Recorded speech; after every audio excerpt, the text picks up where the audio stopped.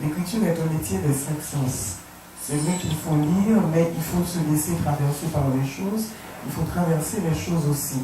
Il faut pouvoir les sentir, les voir, les entendre, les toucher, vivre avec elles.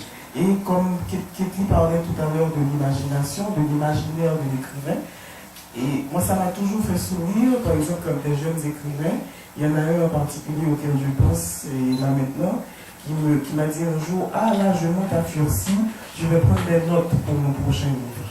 Pour moi c'était une blague. Pour moi c'était une blague parce que, en fait, on finit par se rendre compte qu'on accumule des choses, qu'on n'a pas besoin d'aller les chercher.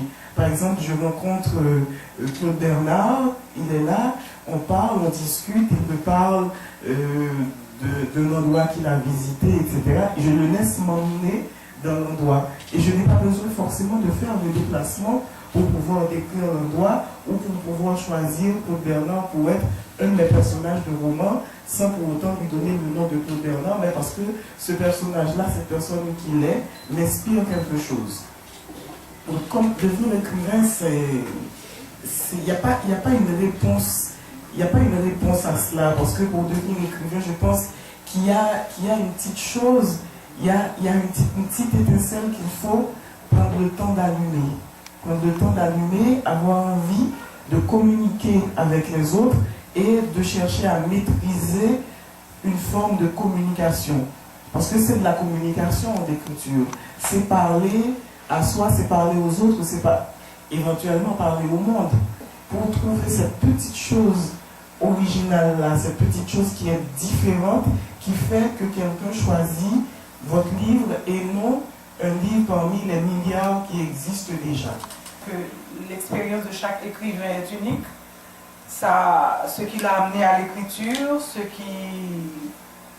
qui l'a influencé dans sa vie, les rencontres qu'il a faites. Il y a tout un concours de circonstances qui fait que, bon, voilà, cette personne qui, déjà très souvent, dans sa jeunesse, dans son enfance, ressentait une attirance pour écrire. Parce que moi, je peux dire, par exemple, que c'était mon point fort à l'école jusqu'au secondaire, jusqu'en philo. J'étais toujours aimée de mes profs de littérature, aimée de mes profs de langue, parce que ce sont des matières que j'aimais. J'aimais jouer avec les mots, j'aimais les devoirs de composition.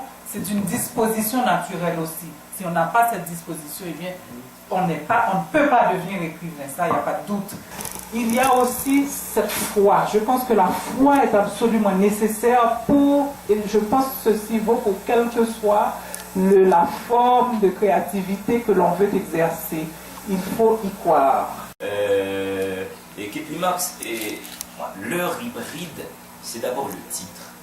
Je me suis dit, mais c'est quoi ce jeu sur presque l'impossible?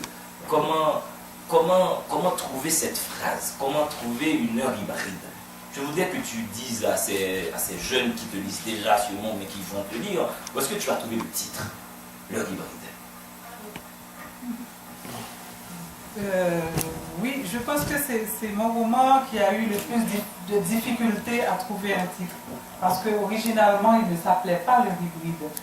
Et il y a des romans pour lesquels on trouve un titre avant même de les avoir écrits, ou au moment de l'écriture, ou à la fin du projet. Il y en a, par contre, qui donnent du mal pour trouver ce titre qui vraiment va être l'essence du texte.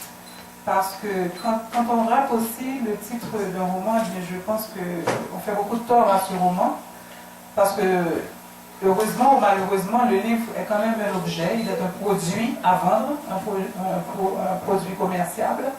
Et sa couverture et son titre, ce sont des éléments essentiels aussi qui attirent l'œil du lecteur potentiel. Donc ça, il n'y a pas de doute. Et il faut faire avec. Et donc je ne sais pas si ce serait bon que je révèle le titre auquel j'avais pensé tout de suite. Et oui, le roman s'appelait pour moi la dernière part de pureté. Parce que c'est un membre de phrase qui est dans le texte quand cet homme qui dérive dans cet après-midi de remise en question et pense à son enfance, à ces moments de pureté qu'il a connus et qui malheureusement n'ont pas été très nombreuses dans sa vie, il tient contre lui un petit bibelot qu'on lui avait offert à l'occasion de sa première communion, et j'ai dit qu'il la tenait, il s'y accrochait comme à une dernière part de pureté. Oui, c'est bon. Et alors avant que de passer la parole au public, et qu'est-ce que vous allez parler, et je voudrais... Alors, Impasse Dignité, Émilie, j'ai un très bon copain qui a lu ce livre à un moment où c'était compliqué dans sa vie. Puis il me dit, D'Angelo, je ne peux pas le finir.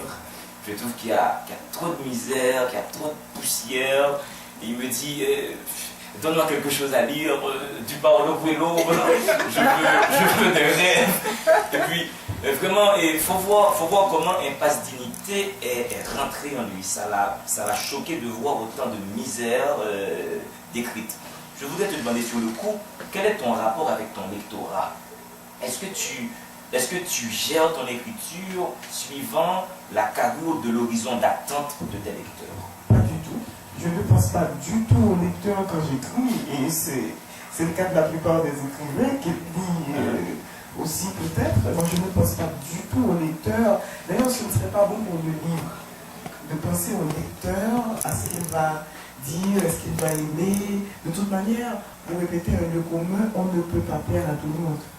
Donc, quand on écrit, on fait le livre il vient, on l'écrit, et puis après, il trouve son public, ou son public le trouve. Donc, on ne peut pas écrire en pensant à tel type de lecteur, en ayant une fiche signalétique du lecteur. Et Fado, c'est cette facilité à décrire la situation de la prostituée. Et on sait que les romanciers classiques, c'était dans leur habitude d'aller sur les lieux, d'explorer les lieux. Balzac séjournait dans certaines villes de province. Je ne sais plus combien de fois j'ai vu Gary Victor traîner 11h minuit. Mais qu'est-ce que tu fais là? Il me dit, je cherche des histoires d'Angelo, c'est là, il faut que je voie des gens. Est-ce que t'écris pour écrire, tu vas à Pétionville? Est-ce que tu descends sur la Grange? Est-ce que pour écrire Fado, est-ce que tu as fréquenté une prostituée? Pour parler de Fado en particulier, donc il y a une partie du roman qui est située dans un lupanar du centre-ville.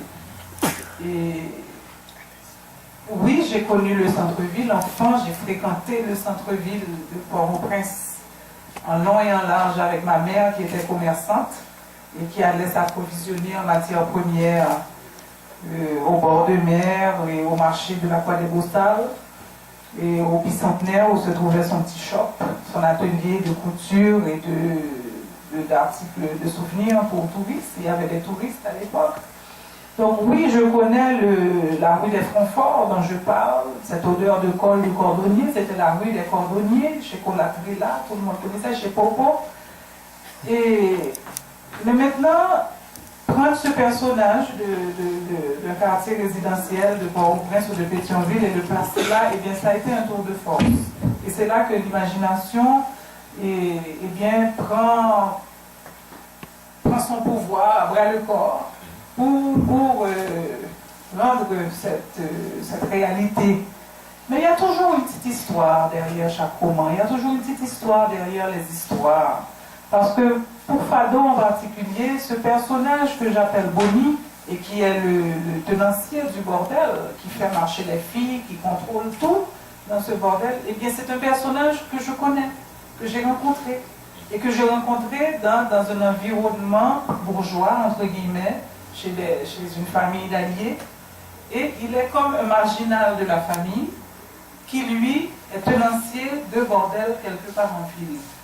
Et bizarrement, même pas bizarrement, il y a une sympathie naturelle, une amitié naturelle entre cet homme et moi. Donc je le rencontre parfois dans des rencontres familiales, dans des petites fêtes, etc. Il vient, il sort de son monde, du bas de la ville, et il vient sans complexe. On sent qu'il est à l'aise partout, et je le décris comme tel d'ailleurs dans le roman. Et c'est lui qui me raconte cette vie-là. Donc, en l'écoutant, c'est comme si je voyageais, je descendais virtuellement au bas de la ville, et en l'écoutant, je n'avais qu'à extrapoler un petit peu, et je vivais toutes ces choses-là que je décris. Donc,